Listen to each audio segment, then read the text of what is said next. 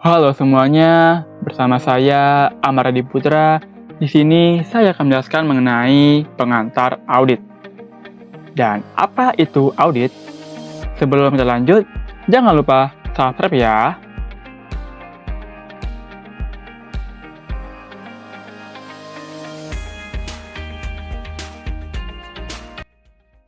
Audit itu apa sih?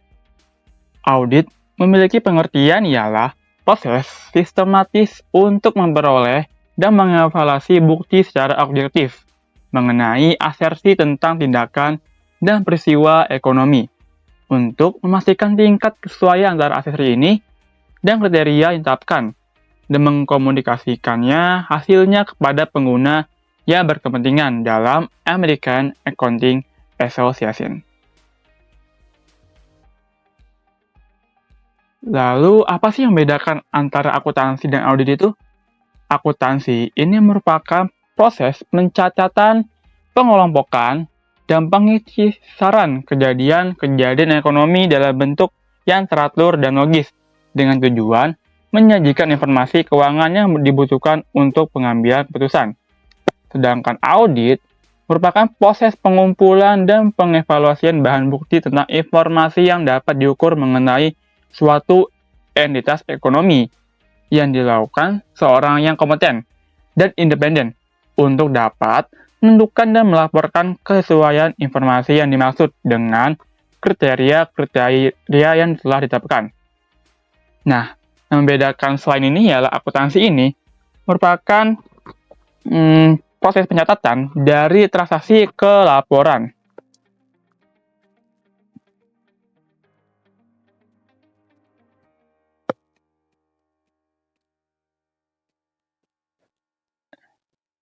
Sedangkan audit merupakan kebalikannya dari akuntansi, di mana dari pelaporan, kita cek pelaporan, lalu kita mengecek ke transaksi.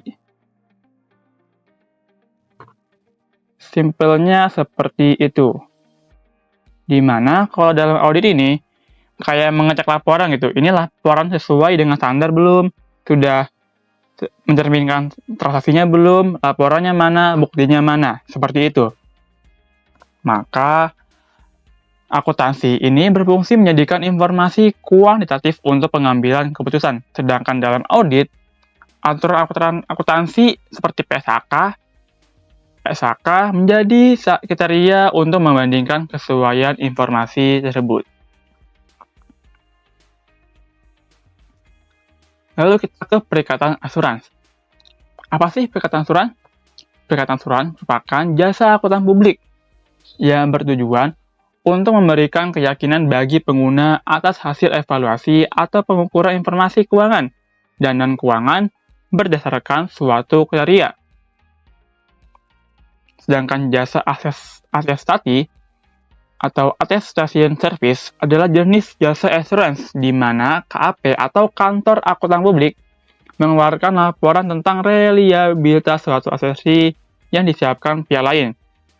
Nah, jasa atestasi ini dibagi menjadi 5. Yang pertama, ada audit atas laporan keuangan historis, atestasi mengenai pengendalian internal atas laporan keuangan, lalu ada telah atau review laporan keuangan historis, lalu ada jasa atestasi mengenai teknologi informasi, dan yang kelima ada jasa atestasi lain yang dapat diterapkan pada berbagai permasalahan.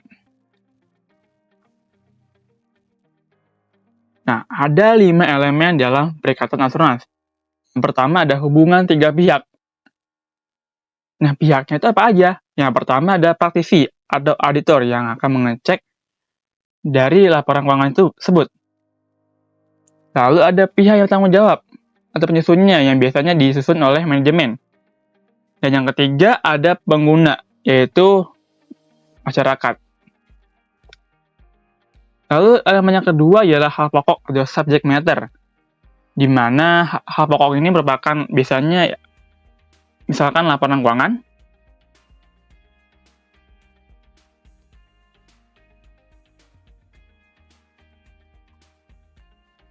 dengan elemen yang ketiga ialah kata tepat. Apakah laporan keuangan ini sudah sesuai dengan PSAK atau belum.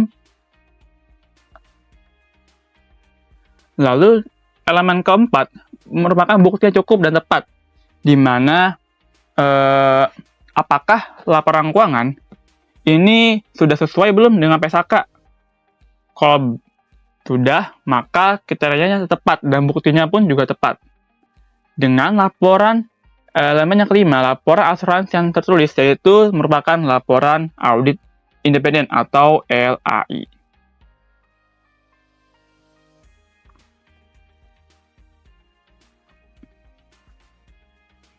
Nah, lalu siapa sih yang mengecek laporan itu? Siapa sih yang mengaudit laporan keuangan itu? Yaitu merupakan auditor. Auditor ini merupakan seseorang yang melakukan audit pada beragam jenis laporan yang berhubungan dengan keuangan dalam suatu entitas, baik itu organisasi, lembaga, perusahaan, ataupun instansi pemerintahan. Dengan auditor ini memiliki jenis pertama ada akuntan publik terdaftar atau Certified Public Accountant atau CPA yang mempunyai tanggung jawab atas kinerja audit laporan keuangan bagi semua perusahaan publik, perusahaan besar, perusahaan kecil, dan perusahaan nirlaba. Lalu ada auditor pemerintah atau General Accounting Office Auditors, yaitu auditor yang mempunyai tanggung jawab mengevaluasi efisiensi, efektivitas, dan ekonomisan dari program atau proyek pemerintah.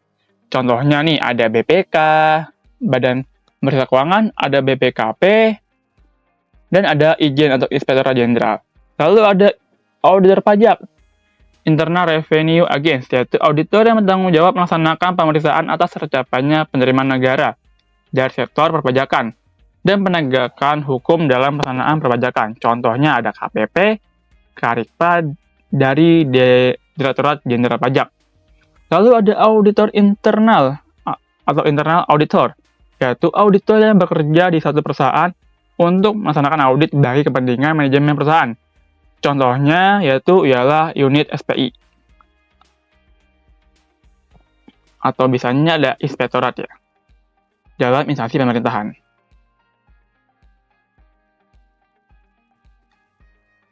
Lalu kita ke jenis audit. Ada 3. Pertama ada audit laporan keuangan yang menentukan apakah laporan keuangan telah sesuai dengan kriteria yang telah ditetapkan.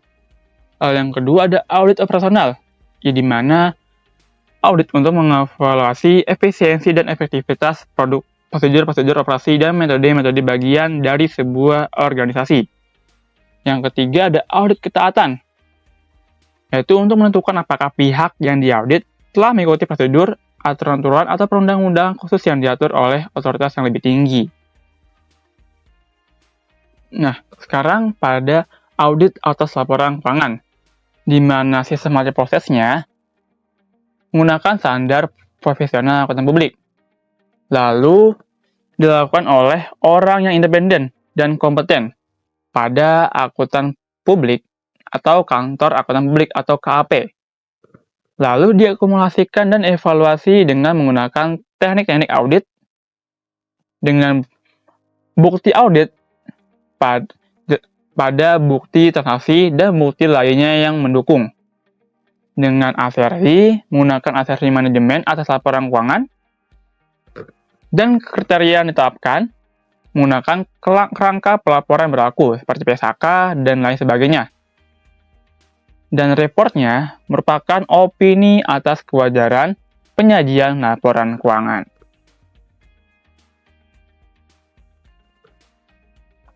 Nah, kenapa sih audit itu penting? Audit ini penting untuk mengurangi risiko informasi antara pembuat laporan keuangan, yaitu manajemen, dengan pengguna laporan keuangan. Semakin kompleksnya, kondisi masyarakat memungkinkan pengambil keputusan memperoleh informasi yang tidak dapat dipercaya dan tidak dapat diandalkan. Hal-hal yang menyebabkan risiko informasi itu, diantaranya hubungan yang dekat dengan antara pemberi dan penerima informasi, sikap memihak dan motif lain yang melatar belakangi pemberian informasi, data yang berlebihan, dan transaksi pertukaran kompleks. di mana hal-hal yang dilakukan untuk menanggulangi risiko informasi tersebut ialah pertama, verifikasi informasi oleh pengguna.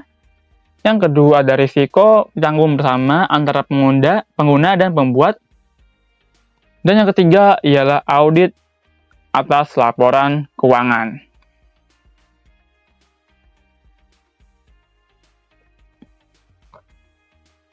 Baik, cukup sekian dari saya. Kurang lebihnya mohon maaf. See ya!